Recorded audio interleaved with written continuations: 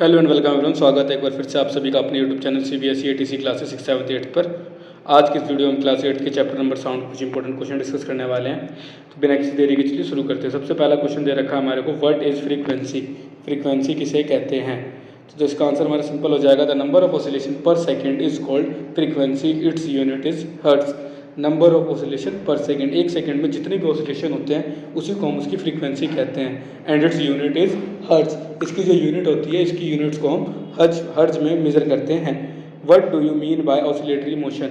Oscillatory motion से आप क्या समझते हैं? The two and fro motion of an object, मतलब एक जगह से शुरू होना और दोबारा वहीं तक आने का जो मोशन होता है is called vibration. And this motion in both direction from its mean position is called oscillatory motion. For example, B से शुरू हुआ, पहले लेफ्ट में गया, फिर वो राइट में गया, एंड देन अगेन अपने स्टार्टिंग पॉइंट पे आया। इसी को हम उसका एक ऑसिलेटरी मोशन भी कहते हैं। Next question we have, two astronauts are floating close to each other in space, can they talk to each other without using any specific device, give reason. कह रखा है कि दो आपके एस्ट्रोनॉट हैं, ये स्पेस में फ्लोट कर रहे हैं, क्या आपस में एक दूसरे से बात कर सकते हैं विदाउट एनी स्पेशल डिवाइस, किसी स्पेशल डिवाइस के बिना? तो इसका आंसर सिंपल ही हो जाएगा no. No, because in space there is no atmosphere and sound need medium to travel, क्योंकि स्पेस के अंदर कोई भी एटमोसफेयर प्रेजेंट नहीं होता और जो हमारा साउंड होता है इसको किसी न किसी मीडियम की आवश्यकता होती है ट्रैवल करने के लिए। Next question we have, what do you mean by time period? Time period से आप क्या समझते हैं? तो the time taken by vibrating body to complete one oscillation is called the time period. किसी भी वाइब्रेटिंग बॉडी के द्वारा एक ऑसिलेशन को कंप्लीट करने में जो टाइम लगता है उसी को उसका हम टाइम पीरियड कहते हैं। What are the harms of noise pollution? Noise pollution से हमारे को क्या क्या नुकसान हो सकते हैं, फिर क्या क्या दिक्कतें होती हैं? नंबर 1, लैक ऑफ स्लीप, नींद पूरी नहीं होगी। हाइपर टेंशन, टेंशन हमारे को ज़्यादा होगी। एंजाइटी एंड टेम्पररी और even permanent impairment of hearing. And anxiety होगी, चिंतित रहेंगे और हो सकता है कि या तो टेम्पररी लेवल पे या फिर परमानेंट लेवल पे भी हमारे सुनने की समस्या उत्पन्न हो जाए। What do you mean bye Audible sound? Audible sound का क्या मतलब होता है?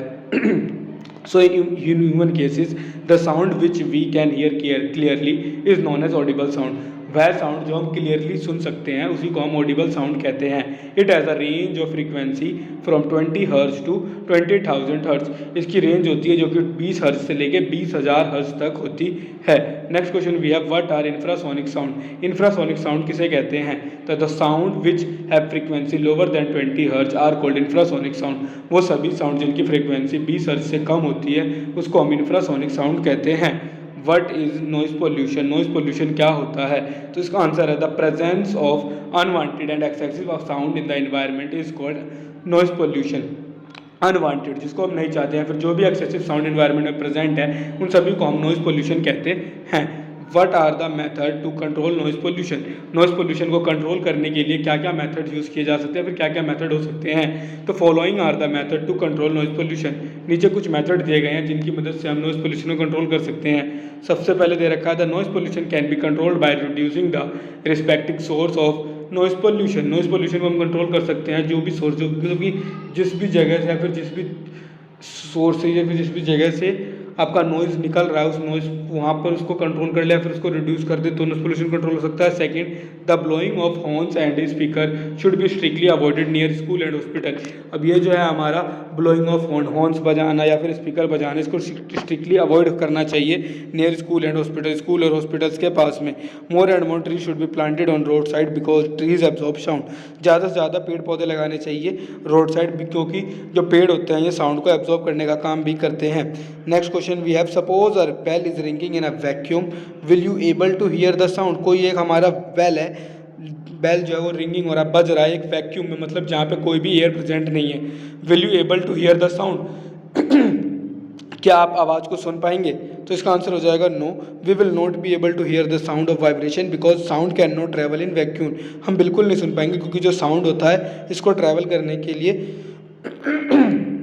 किसी न किसी मीडियम की आवश्यकता होती है, और वैक्यूम के अंदर तो कोई एयर ही नहीं होता, तो कोई मीडियम ही प्रेजेंट नहीं है। What is the function of hair and wax in the ear canal?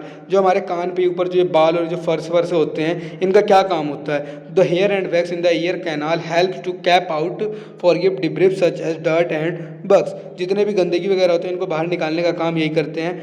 When we speak and hear, जब भी कभी हम बोलते हैं या फिर सुनते हैं, does any part of our body vibrate? Name them. क्या हमारे शरीर का कोई पार्ट वाइब्रेट होता है? अगर होता है तो उसका नाम बताइए। यस, बिल्कुल सही बात है। When we speak vocal cord vibrate to produce sound. जब भी कभी हम बोलते हैं तो वोकल कॉर्ड वाइब्रेट होते हैं, जिससे कि साउंड प्रोड्यूस होती है। And when we hear ear drum vibrate to receive the sound wave. जो हमारे कान के अंदर ईयर ड्रम है वो वाइब्रेट होता है, जिससे कि हम सुन पाते हैं साउंड वेव्स को। Why we are able to hear sound of a clock clear at the night than in a day. क्यों हम जो रात के समय होते हैं, जो हमारा ये साउंड होता है क्लॉक क्लकर, जो घड़ी की टिक टिक होती है, ये सिर्फ हम रात के समय में क्लियरली सुन पाते हैं दिन की तुलना में।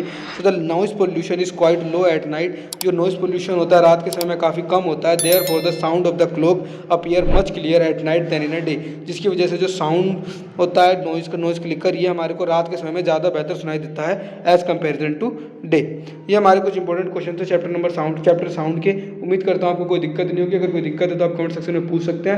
जल्दी मिलते हैं हम एमसीक्यू की सीरीज़ के साथ, जिसके अंदर हम हमारे पेपर में आने वाले जो 3 चैप्टर आने वाले हैं, सबसे पहले माइक्रो ऑर्गेनिजम्स वाला, दूसरा कोलन प्रोटोन, तीसरा साउंड, इन तीनों चैप्टर के एमसीक्यूज़ के साथ आपको जल्द से जल्द मिलते हैं। तब तक के लिए धन्यवाद। वीडियो अच्छी लगे तो लाइक कमेंट शेयर कीजिए, अदरवाइज अपने दोस्तों को भी शेयर जरूर कीजिएगा।